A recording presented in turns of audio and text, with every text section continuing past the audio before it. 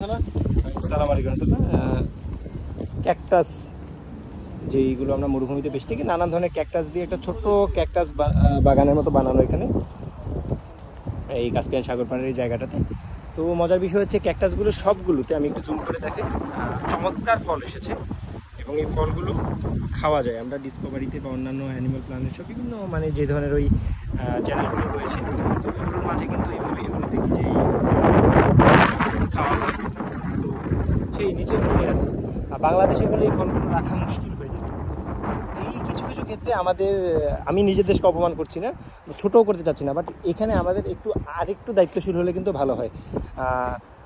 যেমন আমরা কক্সবাজার সি বিচে যেই পরিমাণ ট্যুরিস্ট আসে সেই তুলনায় আমরা ভালো সার্ভিস দিতে পারি না, A1 বা একটা ক্লাসি একটা মডার্ন যে সার্ভিস সেটা দিতে পারি না। বাট এখানে ওই পরিমাণ ট্যুরিস্টই আসে না, তারপরে কিন্তু এখানকার সার্ভিসটা অসাধারণ।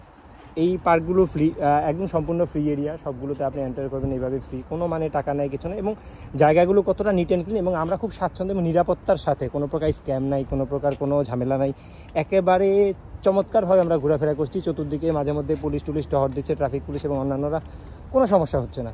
তো এই ড্রাগন ফলটা নিয়ে আসলে ড্রাগন ফলের মতো দেখতে এই ক্যাকটাস ফলগুলো আসলে নিয়েই কথা।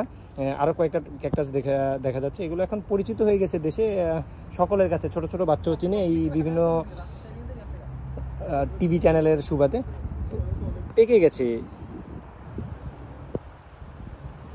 এই ক্যাকটাস ফলগুলো, খাওয়া যায় এবং খুবই সুস্বাদু। আর এই জায়গাটা অনেকটা লম্বা এবং সবগুলো ক্যাকটাসের মাথায় কিন্তু ফল এসেছে। তো এই জায়গাগুলো কিন্তু বাংলাদেশে এরকম জায়গা হলে ফ্রিতে কিন্তু আমরা ঢুকতেই পারি না।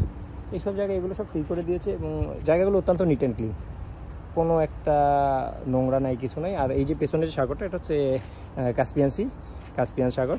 এই সাগর পাড় দিয়ে হাঁটছি আমরা, আপাতত মজা নিচ্ছি এবং আপনাদেরকে কিছু কিছু তথ্য যেগুলো দেখছি ভিডিওগুলো শেয়ার করার মতো মনে হচ্ছে, যে জিনিসগুলো আমাদের করা দরকার, জানা দরকার, সেই সম্পর্কে একটু বিস্তারিত বলে যাচ্ছি। ধন্যবাদ।